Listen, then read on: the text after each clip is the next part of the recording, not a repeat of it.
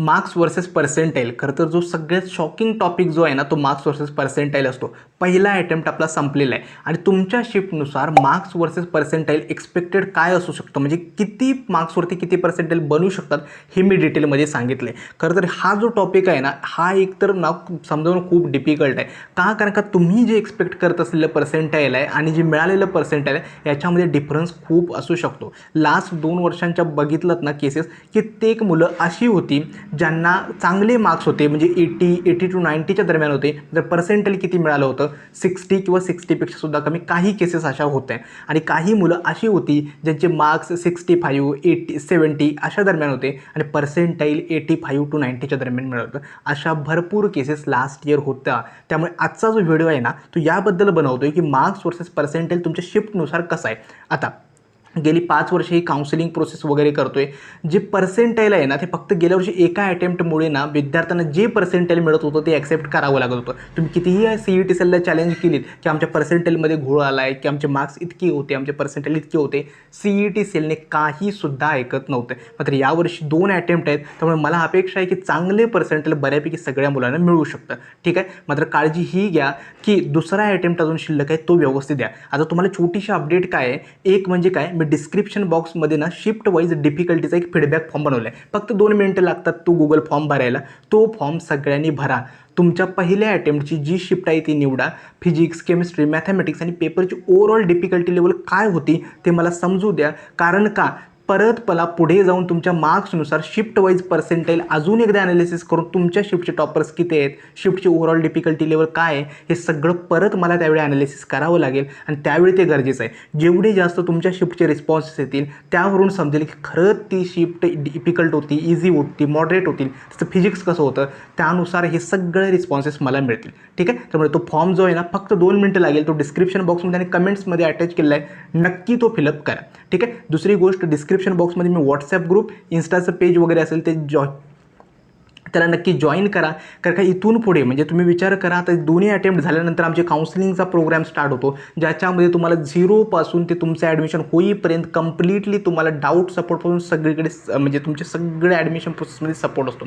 जेणेकरून तुम्हाला फक्त कम्प्लिटली डाऊट सपोर्ट, तुमच्या कॉलेज लिस्ट बनवून देणं, प्रत्येक सेशनमध्ये तुम्हाला लाईव्ह सेमिनार्समध्ये फॉर्म फिलिंग कसं करायचं आहे हे सगळं सांगणं, spot admission, institute level seats, management seat, हे सगळं काउन्सिलिंग प्रोग्राममध्ये इन्क्लूड होणार आहे. आणि सगळे व्हिडिओसुद्धा यूट्यूबवरती अपलोड होणार आहे. त्यामुळे चॅनलला ना नक्की सबस्क्राईब करा.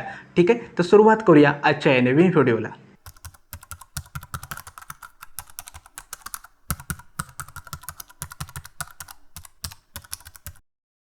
आता मी काय केलेलं आहे, तर गेल्या 2-3 वर्षाचा डेटा आणि या वर्षीच्या ओव्हरऑल जर शिफ्ट बघितल्या तर त्यानुसार एक्सपेक्टेड मार्क्स वर्सेस पर्सेंटाईल या पहिल्या अटेम्प्टचं काय असू शकतं त्यावर तुम्हाला सांगणार आहे. ठीक आहे. आता एक गोष्ट लक्षात ठेवा, पर्सेंटाईल ना एक्झॅक्टली सांगणं खूप डिफिकल्ट आहे. का सांगतो, तर पर्सेंटाईल कोणत्या फॅक्टर्सवरती डिपेंड करतं.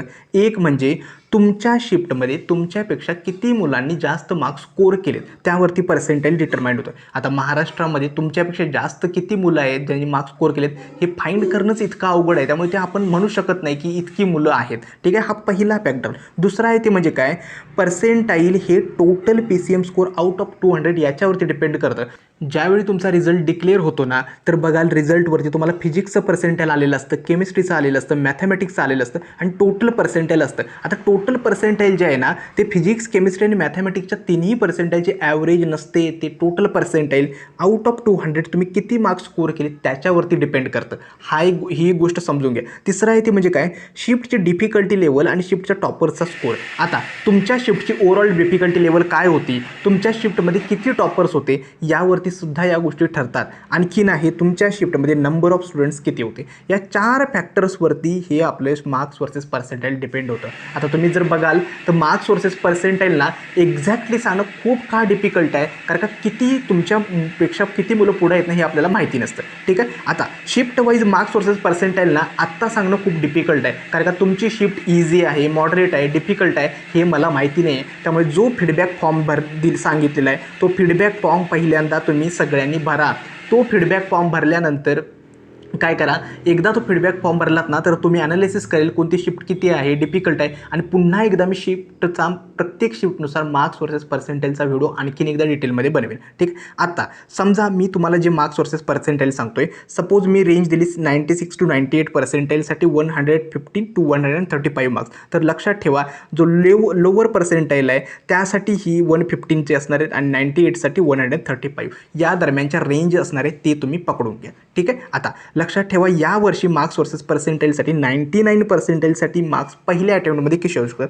जर तुमची शिफ्ट मॉडरेट टू डिफिकल्ट असेल तर अराउंड मला वाटतं 135 to 150 मार्क्सवरती तुम्हाला 99 पर्सेंटाईल बनू शकतं. ठीक आहे. दुसरं आहे, जर शिफ्ट डिफिकल्ट असेल तर 125 to 145 मार्क्सवरती 99 पर्सेंटाईल बनू शकतं. ठीक आहे. आता या शिफ्ट मॉडरेट टू डिफिकल्ट आणि डिफिकल्ट हे ना आपल्याला अजून ठरवावं लागेल. ठीक आहे. सपोज तुम्हाला 98 to 99 पर्सेंटाईल हवं असेल तर पहिल्या अटेम्प्टमध्ये ॲप्रॉक्सिमेटली 128 to 140 मार्क्स. दुसरा आहे, जर डिफिकल्ट असेल तर 125 मार्क्स to 135 मार्क्स इतके मार्क्स तुम्हाला लागणार आहेत 98 to 99साठी. ठीक आहे. 96 to 98 पर्सेंटाईलसाठी तुम्हाला लागणार आहेत 115 मार्क्स टू 135 मार्क्स. ठीक आहे. पुन्हा 95 प्लस पर्सेंटाईल जो आपण म्हणतो की सगळ्यात सेफ स्कोर आहे, म्हणजे बऱ्यापैकी ना जी पुण्यामध्ये टॉप 10 कॉलेजेस आहेत तिथं जर आपल्याला CS IT रिलेटेड ब्रँचेसमध्ये ॲडमिशन हवं असेल ना तर 95 प्लस पर्सेंटाईल जर हवं असेल ना तर ॲप्रॉक्सिमेटली लक्षात ठेवा,